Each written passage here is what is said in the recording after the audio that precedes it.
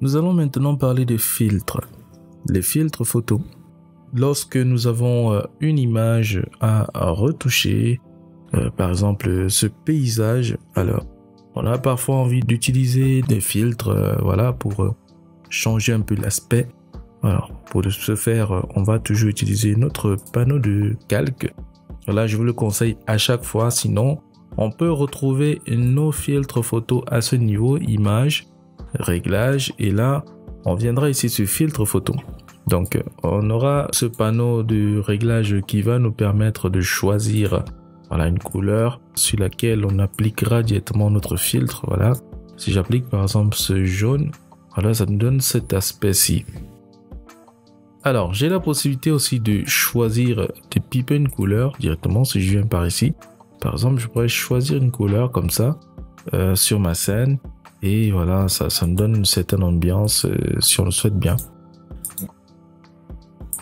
Alors, je vais annuler et si j'ai besoin de quelque chose de plus dynamique, je viendrai ici tout simplement ouvrir un calque de réglage et je vais choisir filtre photo. Voilà, ce serait plus simple pour moi comme ça. Et voilà, je pourrais modifier et si je suis pas d'accord, je suis pas content, j'aimerais modifier encore. Si j'ai eu à faire d'autres actions, je peux tout simplement revenir sur mon calque de réglage et je vais venir ici choisir autre chose. Par exemple, je prends ce rouge. Et voilà, je pourrais régler comme bon me semble. Et si j'ai aussi envie de changer de couleur comme tout à l'heure, je viendrai là sur la couleur ici et je choisirai une couleur ici sur mon panneau. Voilà, sur mon sélecteur de couleurs. Ou alors je viendrai tout simplement faire un clic sur mon espace de travail comme ça et je prends une couleur qui m'intéresse. Voilà, et je vais l'appliquer sur mon projet. Je peux bien évidemment choisir d'autres couleurs comme ceci. Et voilà, lorsque je suis satisfait, je vais juste dire OK.